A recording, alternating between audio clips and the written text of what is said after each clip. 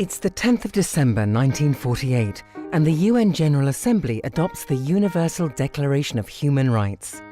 It states that all human beings are born free and equal in dignity and rights. Yet fast forward to 2011, and the UN Human Rights Council expresses grave concern at acts of violence and discrimination based on sexual orientation and gender identity. All over the world, lesbian, gay, bisexual and transgender, or LGBT people, are still being subjected to discrimination and acts of brutal violence, torture, kidnapping, even murder. In 76 countries, same-sex relationships are criminalized in violation of basic rights. These abuses must end.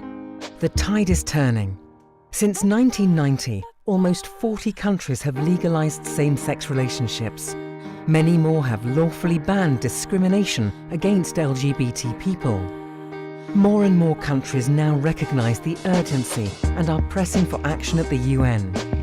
In the past 4 years, this has led to the first adopted UN resolution on the issue, the first official UN report, and the first formal intergovernmental debate at the UN Human Rights Council.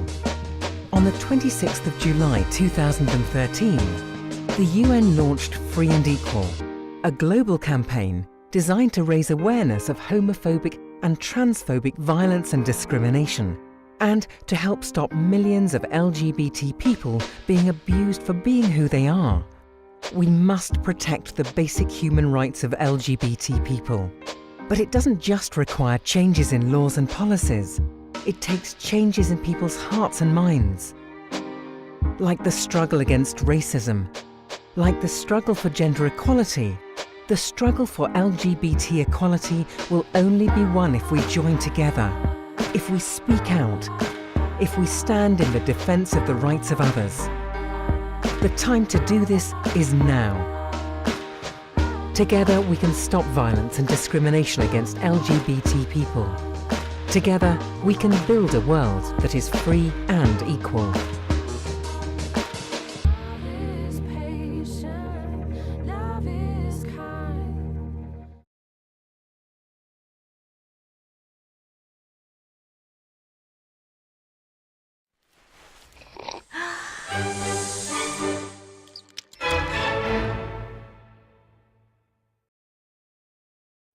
So what is empathy, and why is it very different than sympathy? Empathy fuels connection. Sympathy drives disconnection. Empathy, it's very interesting. Teresa Wiseman is a nursing scholar who studied professions, very diverse professions where empathy is relevant, and came up with 4 qualities of empathy. Perspective taking, the ability to take the perspective of another person or recognize their perspective as their truth. Staying out of judgment, not easy when you enjoy it as much as most of us do. Recognizing emotion in other people and then communicating that. Empathy is feeling with people. And to me, I always think of empathy as this kind of sacred space when someone's kind of in a deep hole and they shout out from the bottom and they say, "I'm stuck, it's dark, I'm overwhelmed." And then we look and we say, "Hey, you can climb down. I know what it's like down here, and you're not alone." Sympathy is, "Ooh, it's bad, no, you want a sandwich?" Empathy is a choice, and it's a vulnerable choice, because in order to connect with you, I have to connect with something in myself that knows that feeling. Rarely, if ever, does an empathic response begin with "at least." And we do it all the time. Because you know what? Someone just shared something with us that's incredibly painful, and we're trying to silver lining it. I don't think that's a verb, but I'm using it as one. We're trying to put the silver lining around it. So, I had a miscarriage. Oh, at least you know you can get pregnant. I think my marriage is falling apart.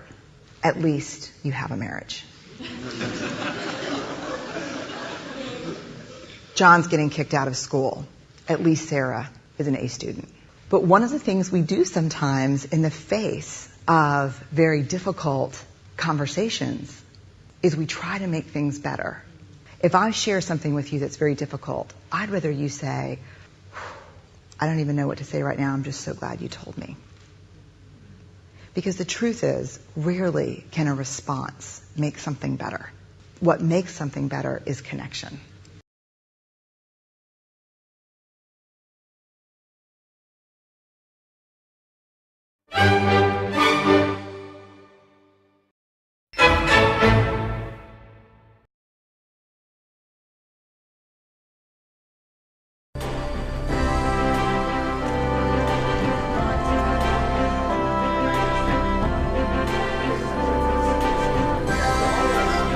There is absolutely no limitation to what I can do as a person with a disability. Obviously, I can't hear, but if I'm good at something, then I'll do it. If I don't know how to do something, then I'll try it. And if I do it well, I continue it. And if I can't, well, then I'll find something else to do. But that's what my philosophy is. Action!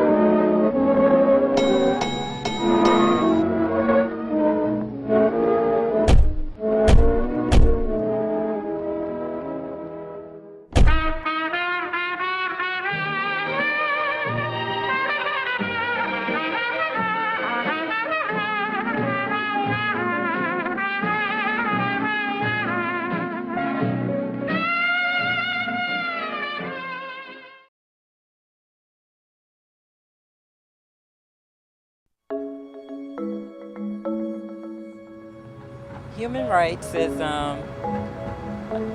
geez, that's a good question. Human rights. Oh, that's a tough one. Wow. I don't even know how to give that a definition. I would probably have to do a little bit of homework or something. Any right that I think just as a normal, human, any... The rights that humans have? That's a very large debate. Tú le puedes preguntar a 20 personas y te van a dar 20 diferentes opiniones. Non saprei, una domanda complicatissima. Yes, we just take them for granted that they're there, but we don't even consider what they are.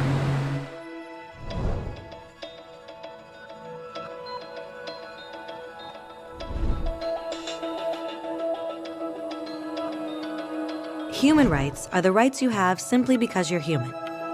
It's how you instinctively expect and deserve to be treated as a person, like the right to live freely, to speak your mind, and to be treated as an equal.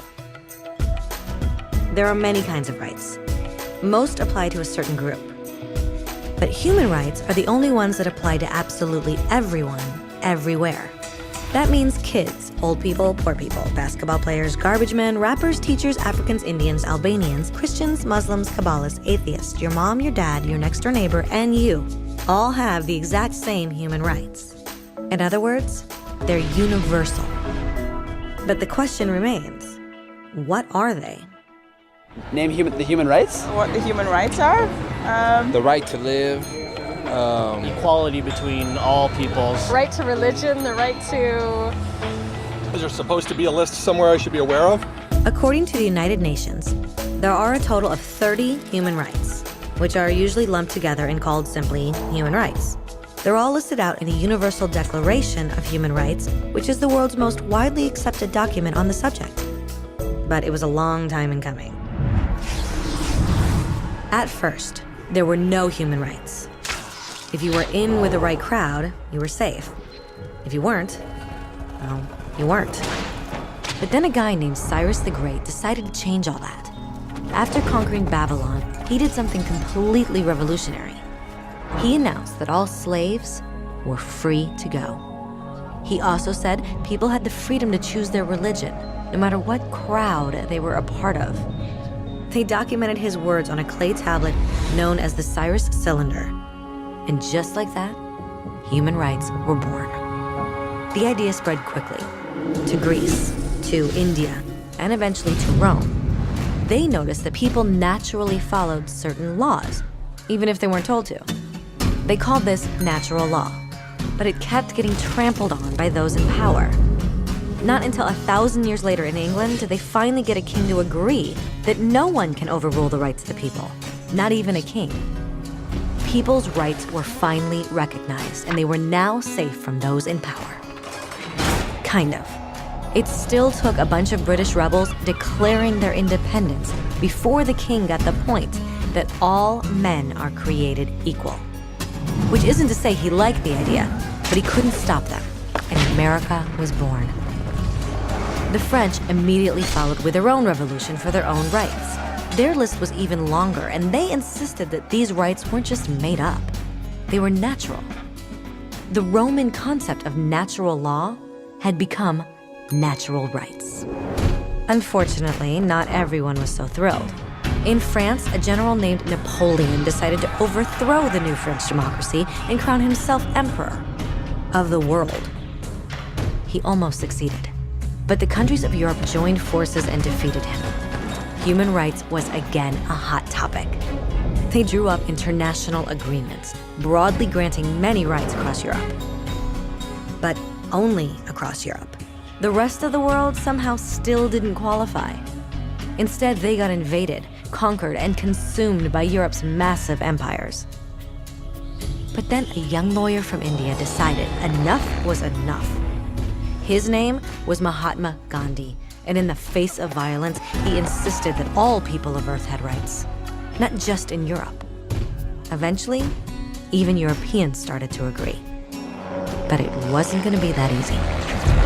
2 world wars erupted. Hitler exterminated half the Jewish population of Earth in horrifying Nazi death camps. And all told, 90 million people died. Never had human rights been so terrifyingly close to extinction. And never had the world been more desperate for change. So the countries of Earth banded together and formed the United Nations. Their basic purpose was to reaffirm faith in fundamental human rights, in the dignity and worth of the human person. But what were human rights? Were they the proclamations of Cyrus, the natural laws of Rome, the declarations of France? Everyone seemed to have a slightly different idea of what human rights should be. But under the supervision of Eleanor Roosevelt, they finally agreed on a set of rights that applied to absolutely everyone. The Universal Declaration of Human Rights. The French concept of natural rights had finally become human rights. So, in summary, at first, only a few lucky people had any rights, until one of those guys decided, hey, other people should have some rights too, which was great, except not everyone agreed. And it only took a few thousand years of fighting and declarations and more fighting until everyone finally agreed that human rights should apply to everyone. And they all lived happily ever after. Except for one little problem. If people have the right to food and shelter, why are 16,000 children dying of starvation every day? 1 every 5 seconds. If people have freedom of speech, why are thousands in prison for speaking their minds? If people have the right to education, why are over 1 billion adults unable to read? If slavery has truly been abolished, why are 27 million people still enslaved today? More than twice as many as in 1800. The fact is, when it was signed, the Universal Declaration of Human Rights did not have the force of law. It was optional. And despite many more documents, conventions, treaties, and laws, it's still little more than words on a page. So the question is, who will make those words a reality? I have a dream today. When Dr. King marched for racial equality, he was marching for rights that had been guaranteed by the United Nations for almost 2 decades. But still, he marched. When Nelson Mandela stood up for social justice in the 1990s, his country had already agreed to abolish such discrimination for almost 40 years.